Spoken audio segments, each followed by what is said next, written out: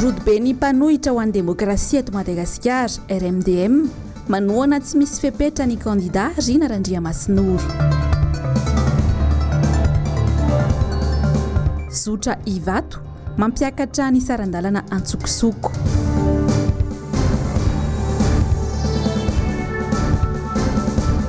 Rovany Manjakamiadana 420 taona androany na may azy.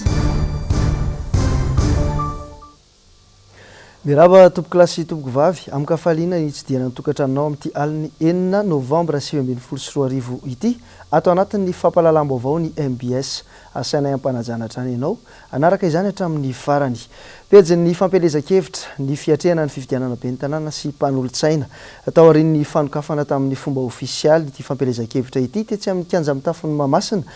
dia ny ponina teny Ambohipondra iny no niaona mivantana tamin'ny kandida Rina Randriamasinoro izay natolotry ny antokotiko i Madagasikara. Germaine Menjanahary sy Toky Ramarolahy.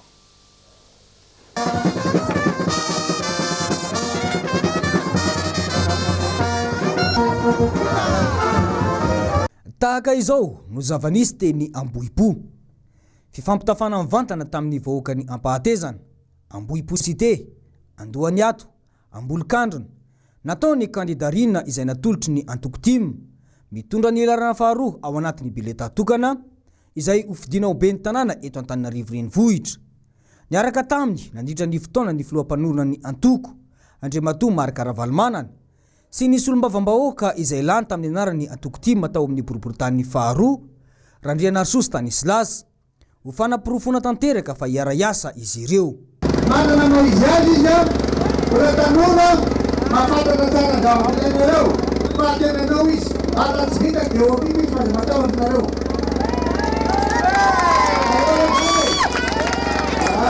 Kaza matahotra lo ty ambokazina sy ty ambatokokoa ty aty amin'ny dezemarondisement ty fa iasa iaratsika. Ampandroso aingana ny tanàna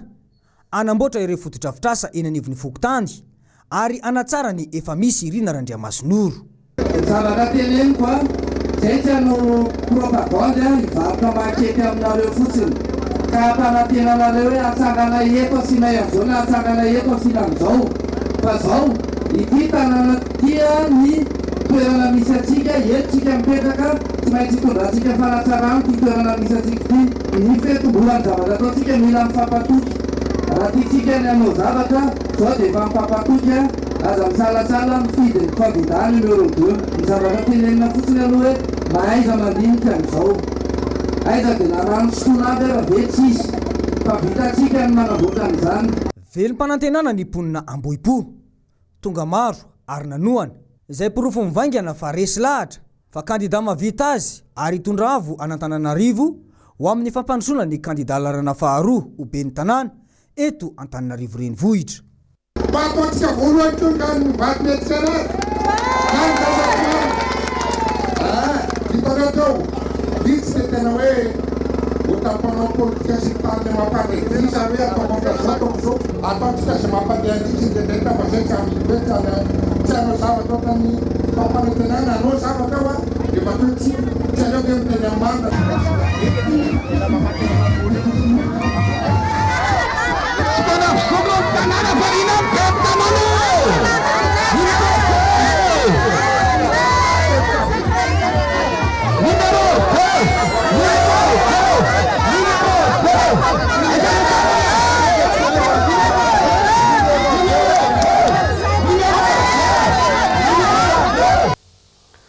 Tsy diso anjara ihany koa tamin'ny fampahafantarana ny kandida Rina Randriamasinoro izay natolotry ny antokotiko Madagasikara ihany koa ny tetsy amin'ny boriboritany fahatelo ny ariva teo dia teny behoririka ny kandida sy ny mpanohana azy noho ny fampitona. Dia horantsika ny fanadihadiana mikasika an'izay.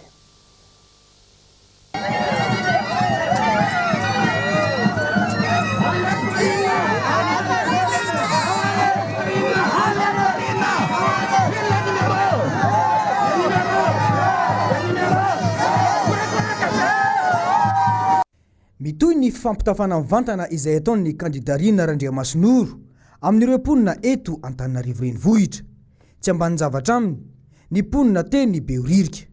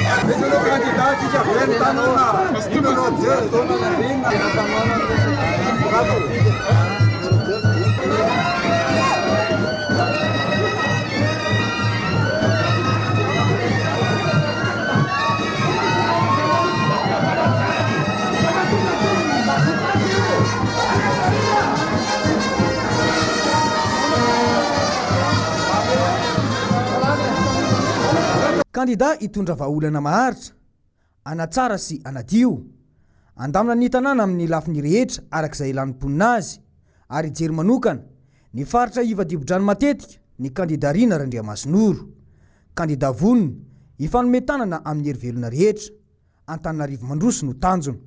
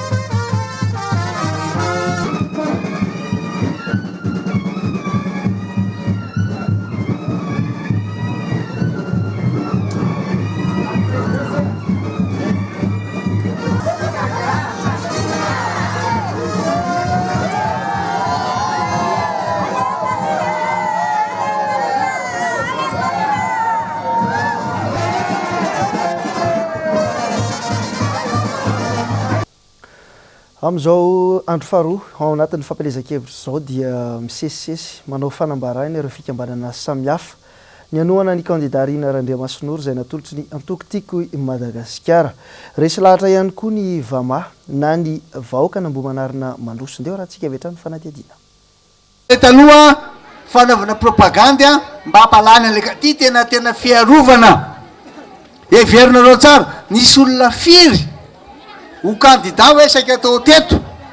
fa matoa ny fidy azy fantatro tena ohatran'izao nahazo azy taloha zanako loatra zao malala tsara ohatran'iny zany any ambany tanàna mahay miresaka aminy na ny langage ny ara mandeha tsara ano ilainy zay fa tsy olona milaza azy hoe zafa niaraka tamin'ny dady ela be sasany ara mivadika mihitsy fa lazeny hoe niaraka tamiko dia tsy nitendreko ahoana na nendreko anao zao aranao ty maka izay koa dia fariko zay ny mahatonga hoe niza manome tsiny lo ny tsiny any ny ary voaka mamay asy reto akizy reto ny fiainanareo andavanandro sena manao ringiby ny olona nefa sakafo ara tsisy loza ny sosialim-bahoaka no tena maika amin'izao ho an'ny kandida Rina Randriamasinoro no mafisiny izany nandritra ny fionany tamin'ny fikambanana Vama na ny vahoaka nambomanarina mandroso teny antoerana nanotrona azy Andriamatoa Marika Ravalomanana sy ny solombavambahoaka Todsoa Andriamampandry. Fanambo nataonay fa tsy maintsy zay ny voalohany eto amin'izay arrondissement ifidianina sy mpanotra dia izao mbola betabe no angafahantsika lalakely ozy tsika ny bassin betabe ny sekoly efa hoe tsy mandovola ny bebe dia mbola mandoa ihany betabe zavatra ty izao tsy vitako rery manao fotodrapitasa le betabe reo fa izao rehefa lany Rina dia ny député sy ny maire ny tena miara-miasa akaiky fa rehefa lany io tsy mialavitsika io fa tsy maintsy ataontsika tanteraka daholo rehefa ampadinana ataontsika io place de pouvoir. Toky no nomeny ny kandida Rina Randriamasinoro ho an'ny vahoaka eto Antananarivo tsy ankanavaka fa tsy ny mpikambana ao anatin'ny Vama fotsiny haly fa ny fiainam-bahoaka amin'ny ankapobeny no mila jerena akaiky. Mino aho hoe matonareo tonga eo dia ifidy ny numero jery an'ireto ankizy reto za tena ankizy ny lalao ohatran'ireo lalao vovoka ary mepita tambary rehefa mianatra fantatro sary zany mandeha mianatra mepita tambary zany fantatro zany hoe kahe tsy ampy zany rehefa mandeha mianatra fa kahe ray avadika ary amin'ny vodiny ary anolohany ze ampiny atao tsy isy andeha anotra ny taninareo na ray ary arovatsika io rehefa lasatsika io tanana io tsotra fotsiny fampanantenana omeko tsy ampanantenanareo hoe afindrako ary ananonareo nipetraka na ary fa io ny tanànatsika eo tsika nipetraka teo ny lehibe amboaritsika io rehefa avy ny fahavaratra tsy hitaintaina tsononareo mepita tambara zanakareo rehefa tonga fampidirana mpianatra izahantsika ny anao fanampiana ho an'ny mpianatra zay hiditra hianatra na dia zavatra kely fotsiny ary mampanantena hoe tsy maintsy isy fetraika amin'ny vantana aminareo ny fahalaniko be ny tanàna resy lahatra ny fikambanana vamaha ny amin'ny fandaharana asa ny ity kandida izay natolotry ny antoko tima ity ka nanambara fa anohana tsy misy fepetra ary vonona ny iara-iasa aminy rehefa naroso tamina ihany koa ny vinapampangotrona entiny kandidarina mitondra larina faharoa dia manaiky akitsikokoa zay iara-iasa amina vinapandana azy zany sororay tsara mihitsy fa tsy mpikambana tima izay fampanoana ny kandidarina numéro 2 dia nampirisika atsika rehetra ihany koa amin'ny fifidanana hifidy voalohany indrindra tonga hifidy ary tonga hifidy andatsaka ny larina faharoa dia ny kandida maire rina sy ny conseil municipal larana faefatra dia tanory izy zany tanory zany manana hery manana force afaka entina mampandroso satria mbola ho amin'ny daholo ny angovo rehetra dia manateny zay indrindra ho ana ety ambomanarina be dia be tanora ty fanatanjahantena fa tsy mba manana terrain ilalovan'ireo tanorana ireo dia zay miatony anohanana ianao amin'ile fahatanoranao mihitsy maresy lahatra anay dia manatenanao zay fa ifanometanana trany sika andriamato be ny tanàna atsoko sady amin'ny anaranay be ny tanàna fa za mino fa zay tsy manohana olona tsy lany zany fa zay olona miaraka aminay lany foana misaotra to androany dia nanao fanambarana ihany koa ny RMDM na ny rodibe ny mpanohitra ho an'ny demokrasia eto Madagasikara fa anohana tsy misy fepetra ny kandidarina Randria Masinoro manana vina matipaika hoentina ampandrosoana ny arivo ity kandidat io izy ireo ka izay no nanosika azy anohana ny rina neo raha tsika avetrany ny fanadidina izay hoentiny Asin'Andriamalala sy tahirinaina vonona ny anometanana ny kandidarina Randria Masinoro ny vondrona RMDM izay ikambanana antoko politika maro ery lehibe ahatongavan'ny rina Randria Masinoro eo amin'ny toerana mabe ny tanàna Antananarivo renivohitra azy ny fanohanana ireo antoko politika maro be ao anatin'ny RMDM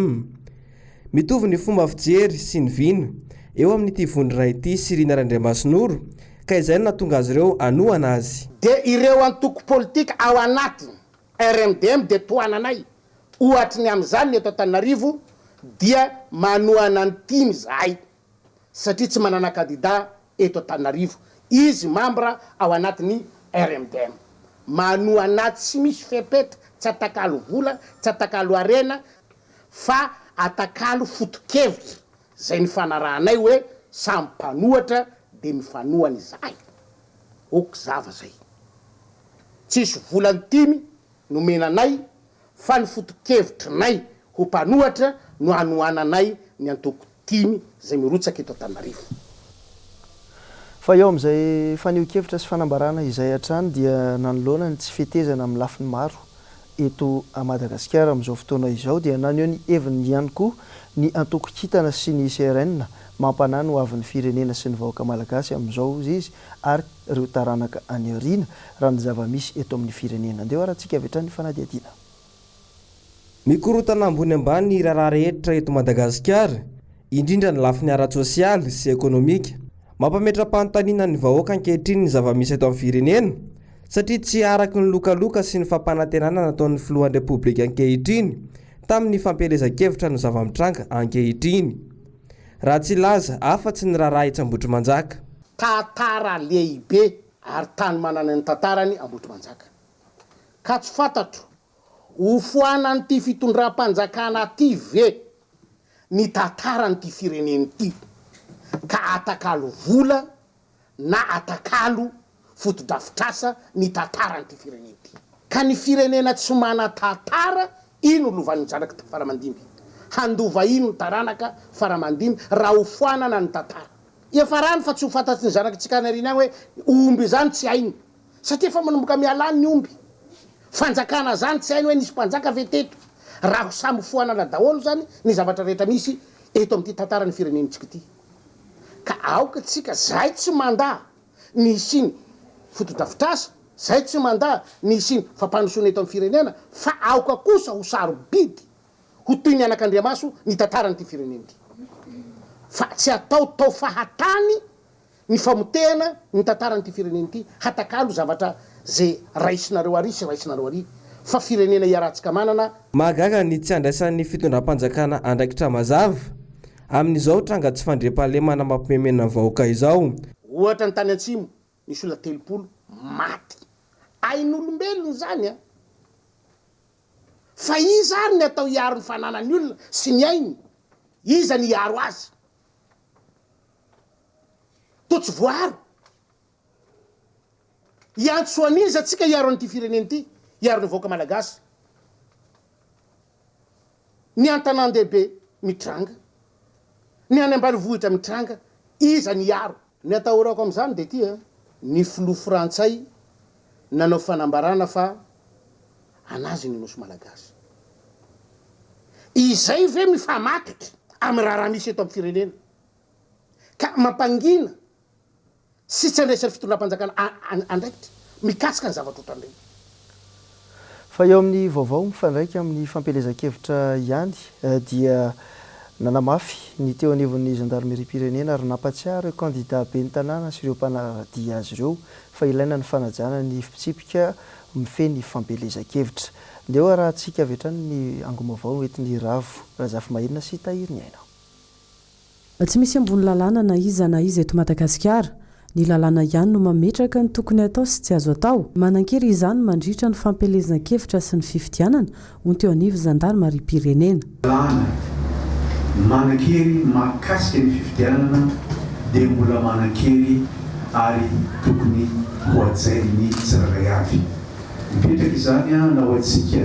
izay candidat ho be tanàna any amin'ny toerana izay misy antsika tsirairay avy ihany mipetraka ihany koa izany amin'ireo olona izay mpomba ny candidat any amin'ny toerana izay misy azy avy ihany mba samy hijanona tanteraka ao anatin'ny fanajana ny lalàna ny fampelezan-kevitra dia azo atao tsara fa tokony ao anatin'ny fanajana lalàna tanteraka zany izany rehetrarehetra izany mety tsy mitovy ny fahalembiazany atao hoe fifidianana filoham-pirenena sy fifidianana député ary ny fifidianana ihany koa ny obe tanàna kanefa dia izay teny fitaraona filaminana dia mampitovitovisa ireo sokajy rehetra ireo satria samy manana ny mahazava-dehibe azy daholo ireo ary dia efa mametraka zany izahay amin'izao fotoana izao ireo atao hoe olona rehetra izay hiasa ao anatin'ny fampandriaman'ny tany mandritra izao fotoana ny fampelezan-kevitra izao ary indrindrandrindra amin'ny andro izay anaovana ny fifidianana ny angatahana sy ny anaovana antso amintsika rehetra zany dia zavatra anankiroa raha misy ny zavatra enitsika na hitatsika misy zavatra mampiahihana mampisarasara eny amin'ny toerana izay misy antsika eny dia aza misarasara mihitsy ny antso mba ahafahana misokoka zay zavatra mety hitranga ny faharoa manaraka an'izay moa zany dia antso ihany koa ho antsika rehetrarehetra zay mandray anjara ny vantana nankolaka ho ny fifidianana isan'izany ny candidat isan'izany ny fomba ny candidat mba samy tony ary samy lamina tsara ao anatin'ny fanatanterahana ny fifidianana mandray ny fiapetra mifanandrify amin'ny fametrahana filaminana mialoha mandritra ary aorianany fifidianana ny avy eo anivon'ny gendarmerie-pirenena na izany aza tomponantoka voalohany ny candidat tsirairay avy amin'ireo mpomba azy fa ho an'ny vaovao eto Antananarivo renivohitra dia mandeha nyresaka amin'izao fotoana izao fa hoe tsy mahavita ny teti-bola ho an'ny taona 2024 ny commune Antananarivo renivohitra manazava mikasika izany indrindra ny secrétaire général ny commune izay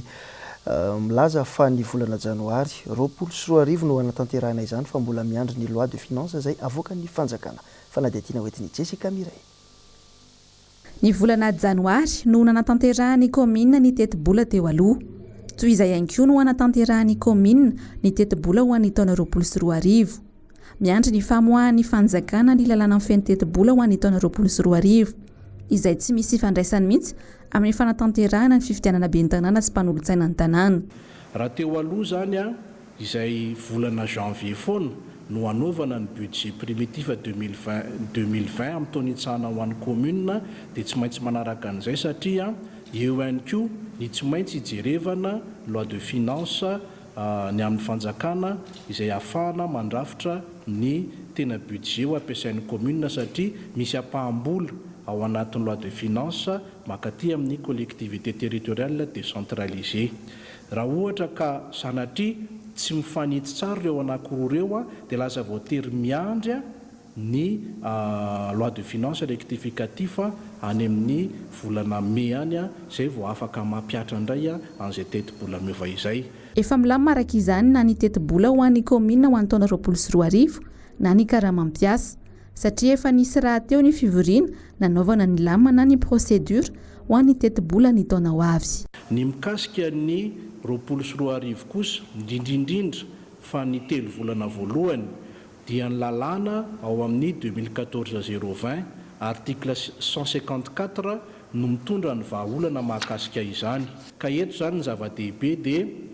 mitondra ny assurance na hoe ny fanomezatoka ho an'ny mpiasan'ny commune ny amin'ny fandoavam-bola amin'ny voalohan'ny taona telo volana voalohany taona 2024 fa efa ny lalàna izay voatanisako teo no efa mitondra ny vahaolana manoloana ny zavatra mety hoe iainantsika amin'izao fotoana izao. Akasika kosa ny karama mampiasa eo anivon'ny commune dia tsy misy ahina satria efa milamina ny telo volana voalohany ho an'ny taona 2024. Efa nisy raha teo ny fepetra no raisy ny tompona andraikitra. Mbola toetra tantaranarivo ihany tsika fa ho eny amin'ny boriboritany faefatra eny dia mitohatra ny fampandrosoana ny tantana izay tanterahan'ny commune Antananarivo renivohitra satria dia nanadio ny tsenany namotana indray ny tompona andraikitra sy ireo mpiara-miasa ao amin'ny commune izay ao amin'ny boriboritany faefatra. Niaraka tamin'ireo fikambanana maro samihafa teny antoerana ihany koa. Solofoery Andriamololona. Raha ny androany Alarobia fa 9 volana Novambra 2024 dia nanatanteraka fanadiovana faobeny tsena namotana indray ny teo anivony boriboritany faefatra izay niopana tamin'ny fanadiovana ny anatiny sy ivelany tsena ary ahitana fako. Maro no niara-nisala tamin'izao hetsika izao toy ireo association maro izay miara-miasa amin'ny boriboritany dia ny association Filamatra izay vondron'ny mpivarotra fa teo ihany koa ny sécurité aingy ny tanora angarangarana na ata miampy ireo hery rehetra eo anivony tsena izay notarian'ny lehiben'ny tsena eny an-toerana. Nandray ny anjara brikiny ihany koa ny sampandrana maro eo anivony boriboritany izay notarian'ny dokotera Rambola Masoandro Herso lefitra voalohan'ny délégué. Izao no natao dia mba ananana tanàna madio sy milamina lavitry ny aretina ao anatin'ny vina ara-tsosialin'ny ben'ny tanàna Ramatola Laura Valmanina ihany koa izany. Ary izay tsy mijanona atreto ity hetsika ity fa ho tanterahana indro isan-kerinandro raha ny nambarany teo anivony boriboritany sy ny lehiben'ny tsena namotana. Izahay ao amin'ny boriboritany faefatra eo ambany fiadidian'ny tanàna Antananarivo zany dia nidina ny fanadiovana faobe teto amin'ny namotana tsena sy ny manodidina androany araka ny vinany Ramatola Laura Valmanina ben'ny tanàna moa dia ao anatin'izany resaka fahasalamana sy ny fahadiovana nefa zavatra tsy afa misaraka ireo koa dia nanantanteraka an'izany izay miaraka tamin'ny lehiben'ny tsena sy ny fikambanana mpiara-miombonatoka eto amin'ny tsenany namotana.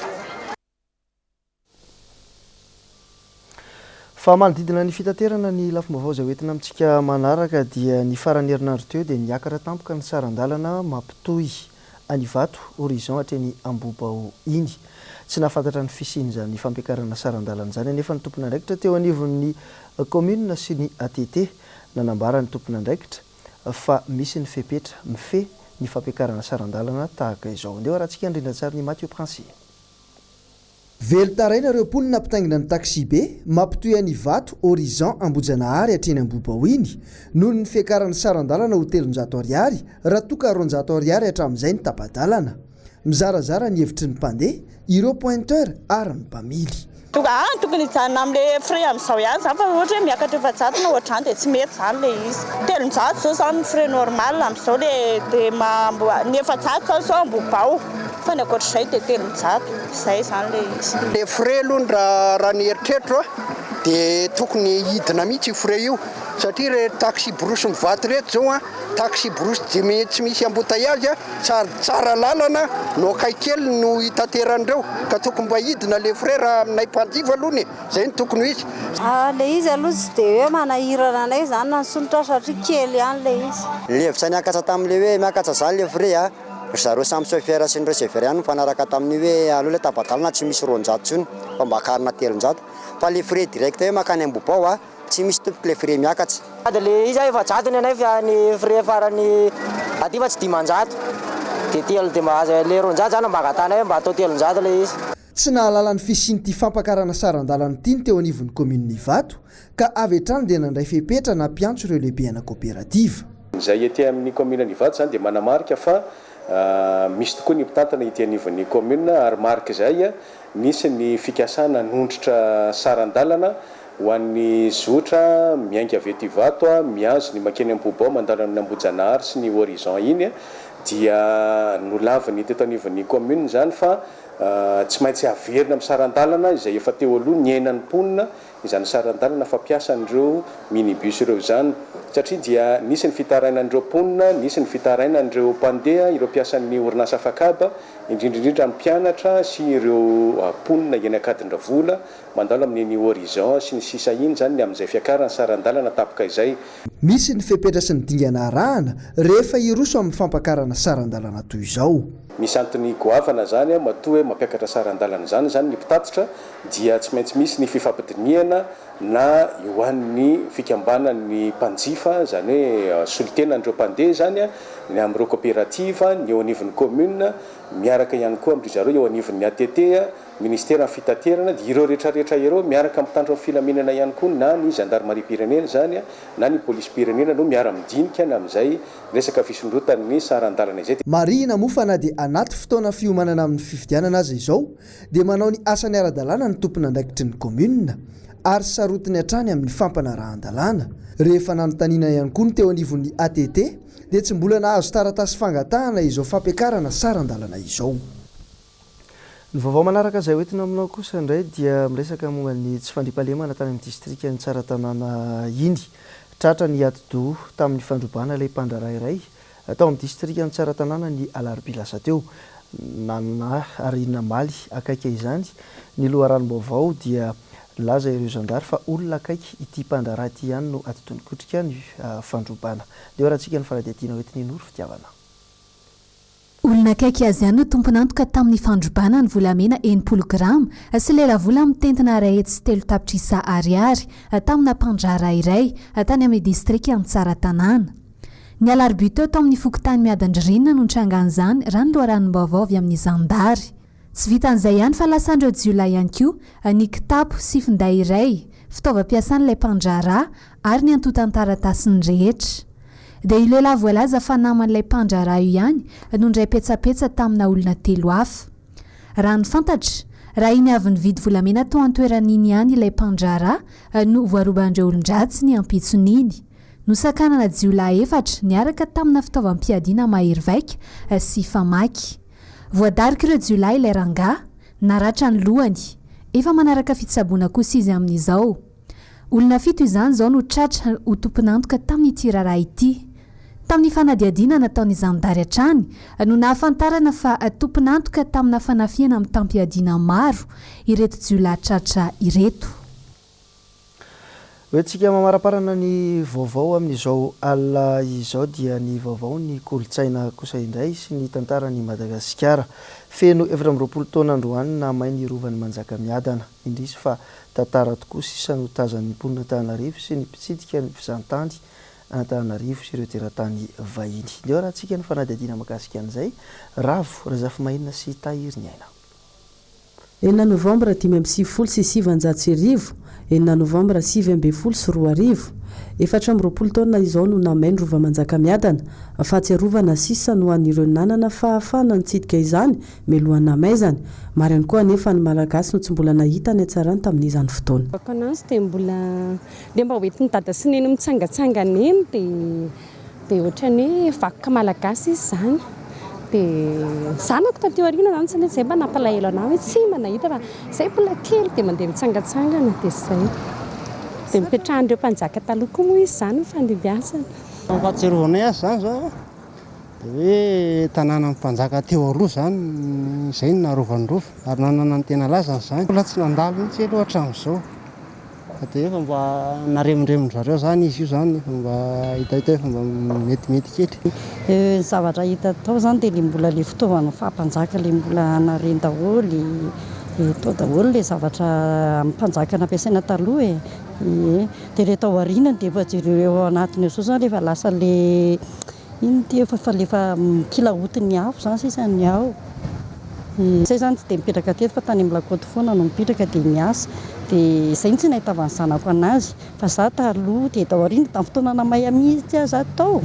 dia za saika latsaka tao anatin'le afo tao mihitsy satria tena liana mihitsy nijery andrisy sady nalahelo no liana hoe ahoana dia tena nijery teny atao anatin'izay 420 taona nameny rova manjakamiadana izay hita samin'andray anjara nanamboatra azy ireo fanjakana ny fandimby ny trano no hita mitsangana ankehitriny nanomboka ny 30 oktobra teo ny katina ny toerana miato ihany koa ny asan'ireo mpiserady na gida amin'izao fotoan'izao marina moa fa ny vahiny no tena hita mitsidika ny rova manjakamiadana amin'ny endriny ankehitriny.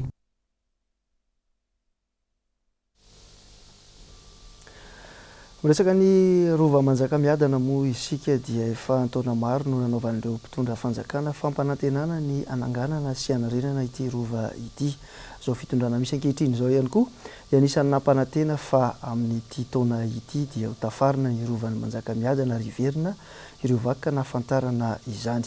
Ny mpizahatany sy ireo teratany vahiny dia anisan'ny mametraka tantara ary mitondra ny tantaran'i Madagasikara any amin'ny fiaviany ihany koa mikasika ity rovan'ny manjakamiadana ity. Maro ireo sehatra azo anaovana fizahantany eto Madagasikara ary toerana manatantara ihany koa fa ny rova manjakamiadana moa zany dia efa 420 taona zay no namay azy. Eo amin'izay vaovao ny kolotsaina izay ihany koa dia tsara no mampafantatra antsika fa nodimandry tamin'ity androanyity ihany koa ny andrarezin'ny tarika Nanahary Pierre Nanahary izay anisan'ny fantatra tamin'ny feo mampiavaka azy fa tamin'ity androany ity ihany koa no nigadina teto Antananarivo renivohitra niazo ny lapan'ny kolotsaina sy ny fanatanjahantena Mahamasina ny nofo mangatsika ny Dada Rabel izay andrarezina sady mpitendry gitara no mpihira ary mpandafitra anisan'ny mpamorokira mpiara-miasa amin'ireo mpanakanto maro be ao anatin'ny tarika Mahaleo. Voatsela izay no nandao ny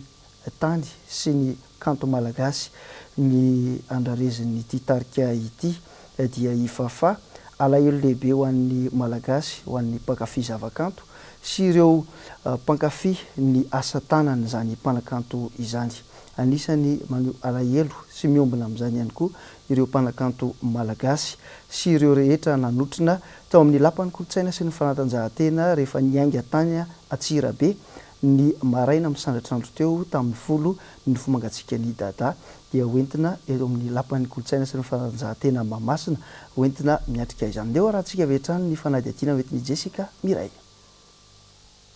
Teraka tamin'ny 20 Jona 4,590 Dada dokotera no asany tsy sakana amin'ny asa mampitsabo azy velively ny mahampanakanto azy sady mpitendry izy no mpihira. Teo amin'ny lafiny finoana kosa dia sady mpitendry ihany koa izy no diakona tao amin'ny FJKM katedraly Analakely. Vao tamin'ny farany herinandro teo izy no niankatsehatra teny amin'ny Plaza Ampeflo niaraka tamin'ny farakely. Efa nandritra izany fampisehoana izany no nitsikaritry ny mpijery sy ireo namany fa niaina tanaty alahelo i Dada. Vao tapabolana monja tokoa mantsy izay no nahalasa ny fafa. Anisan'ireo olona sendranainy nandritra ny fandevenany i Dada kanefa tsy nanaiky ny anio ny heviny noho ny afenondrany be loatra. Ny alahady tolakandro teo anefa dia akory ny ataira ny mpanara-baovao raha naheno fa lasa ihany koa i Dada tsy nino ny saina vaka ny loha. Raha izy avy nitsenany izany any avy any ivelany no efa avy ny sakafo tao amin'ny fonenany tao Antsirabe no nitambotsitra tampoka araka ny filazan'ireo fianakaviany. Androany misandratrandro moa ny nofo mangatsika ny Dada no niala tao amin'ny trano fonenany tao Antsirabe. Niazo ny lapan'ny kolotsainan'ny Mahamasina no ny fangatahan'ny maro sy ny mpankafy azy ary nigadona ny tolakandro teo. Fisaonana fanomezam-boninahitra ary fanaovam-beloma no nanamarika ny fotoana tampoka ary manjombona tanteraka amin'ny rehetra izao fahalasany dada izao toy ny tafa tamin'ny dama izay piray tarika taminy izy fada zay lasa nomenjanary talenta nizaran'izany talenta zany eo ampiarabelona dia zareo zany atao hoe maty ohatrany tantely maty mambela mamy dia zay no anamboarana ny fosiny sainy na mbola tsisy resaka hoe fahadimapolo taona nitarika siany zany mitsy aloha zao mbola zay ary mbola tsy tonga saina ange voadona be nge voadona mbola mila fotoana hoe zakany saina marina hoe tena lasa marina izy rola mbola tsy manana fotoana nisonana akory tsy afaka mieritreritra raha ampitsoa alakamisy amin'ny 7 ora maraina no hiala ato Mahamasina ny razana hoentina kosa ao amin'ny fiangonana FJKM katedraly Analakely ary alevina ao amin'ny fasan-drazany any Betafo.